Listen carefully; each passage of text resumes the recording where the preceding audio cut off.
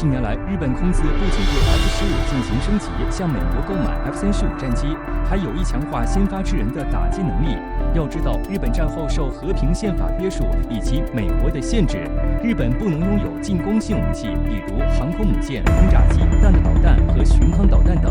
而战斗机或攻击机很长一段时间也无法使用精确制导炸弹以及远程对地攻击导弹，最多只能配备反舰导弹，对地打击能力有限。那么今年的日本要提前修改安保战略和防卫大纲，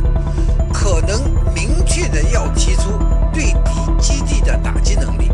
那么日本今年度的国防军费也首次超过了6万亿日元，其中最新武器装备研发较去年激增近40%，前所未有。这很明显的是美国有意图要给日本军事松绑，让日本事实上成为美国在亚太的第2美军。近年来，日本已经从美国购买了4架 KC-46、6架 KC-767加油机，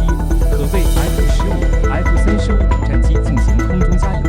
并在年初宣布授予美国波音公司一份价值超过4.7亿美元的合同，将航空自卫队现役 F-15J 战斗机升级为最新型号，使其具备与 F-35协同作战的能力。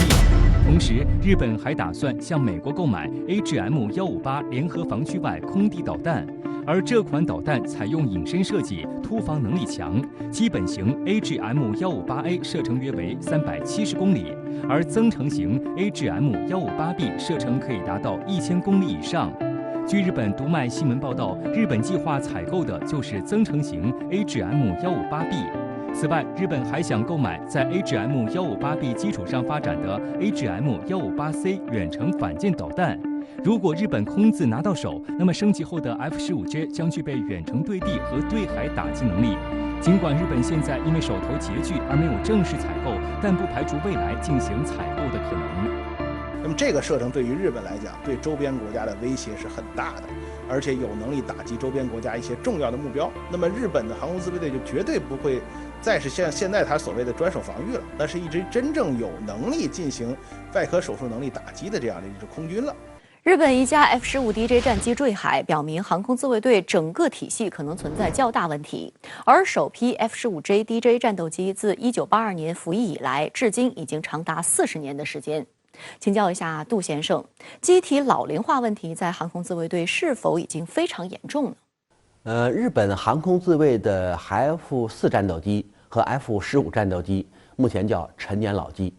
从服役到现在已经40多年，机体寿命已经达到了一个相对疲惫的状态。另外呢，以中国空军所谓的正常训练作为借口，各种跟踪拦截行动也非常频繁，也非常疲劳，甚至连飞机的轮胎目前库存数量都非常有限。如果频繁地用老飞机进行各种所谓空战任务，包括各种监视任务，一定会出现这样和那样的问题。再加上维护和保障水平相对低下，飞机已经过时。我想日本目前对 F-35也很感兴趣，但是对于老旧的 F-15战斗机兴趣并不大。而且美国也是狮子大开口，要求升级，但是升级之后的价格跟购买崭新的 F-15战斗机没有太多的区别。所以目前看呢，整个老态龙钟的机队面临着比较多的困难，也面临着更多的尴尬。我想这次坠落肯定不是最后一次坠落，今后还会有更多的老飞机从天上掉下来。所以现在看呢，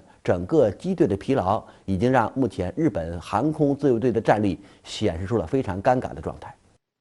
众所周知，各国的假想敌部队主要是模拟潜在对手的装备属性、作战风格，与本国部队进行对抗演练。